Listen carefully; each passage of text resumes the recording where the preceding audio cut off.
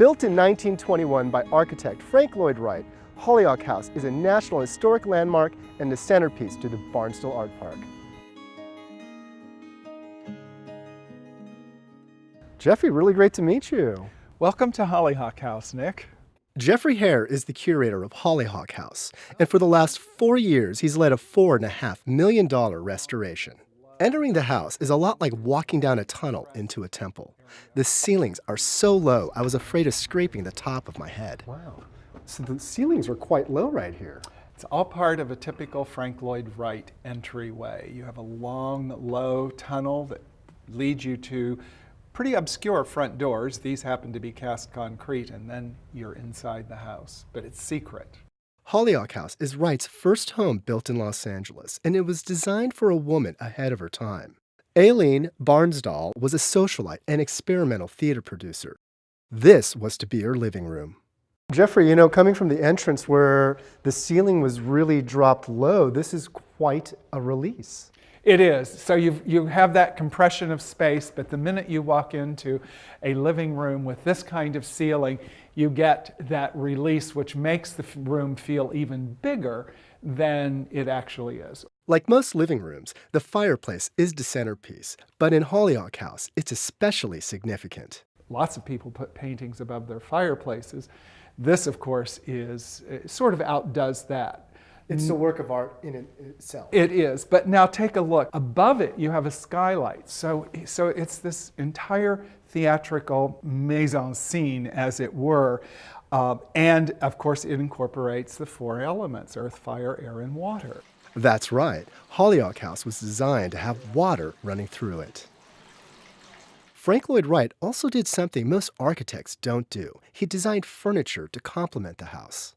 This was designed exclusively for Hollyhock House. If you take a look at the back of the chair, you can see that it doesn't look anything like the concrete hollyhock, but what it looks like is a bit like human vertebra. Don't you agree? It totally looks like. And of course, it's the spine of the chair, and you have a visual pun. No, these are not native to California. Walking through the inner courtyard, Hollyhock House is just as impressive on the outside as it is on the inside, and Frank Lloyd Wright's unique design can be seen everywhere. So why is it called Hollyhock House? It's called Hollyhock House because the hollyhock flower, which you see an example of right here, was Aileen Barnsdall's favorite flower. She asked Frank Lloyd Wright to use the design in her house, and he did in a super way. What he did was he made an abstract design, and if you look at the capital of this column, you can see the abstraction here, the vertical plant with the square flower blocks coming off each side. This whole restoration project started when they wanted to fix some serious leaks and water damage. But it also offered Jeff a rare opportunity. It allowed us, though, to do a lot of the restoration of details that had been erased over time. Erased because of damage, erased because of taste. That's when they decided to restore Hollyhock House to the original 1921 design. And the hard work paid off. You know, these doors look really new. Were they part of the recent renovation? This is one of the major revelations of this particular restoration, was recreating these doors that were removed in 1946. This is a sort of garden house or house garden. You're supposed to be living outside as much as you are inside. You know, as much as the entrance sort of propels you in, this door sort of makes you want to go back outside. It does. In fact, it just disappears, and out we go. Let's do it. So this is the master bedroom, and Aileen never liked Kate Devine Brady is Aileen Barnsdall's great-granddaughter. She teaches art at the Barnsdall Art Center. She's heard stories about her great-grandmother her whole life. She was a woman before her times, for sure. She was a lot of things, but first and foremost, she was a woman with a very strong vision. Her vision was to create an art colony, where an artistic community where directors and actors would live together, create together on this hill. Aileen's dream was never realized.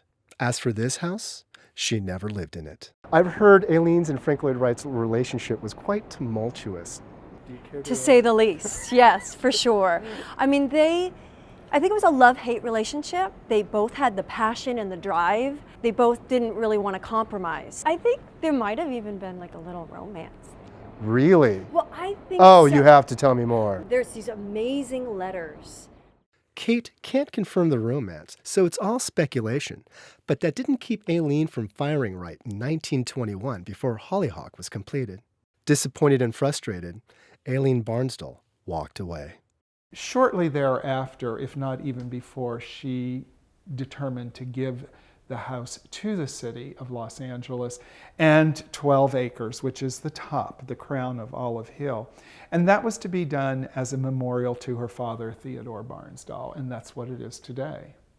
There was just one condition to the gift. It had to be used as a public art park. That means her great-granddaughter will never get to live there, either. It's a beautiful location, no doubt. I'm just so grateful to work here and to be a part of nurturing her vision.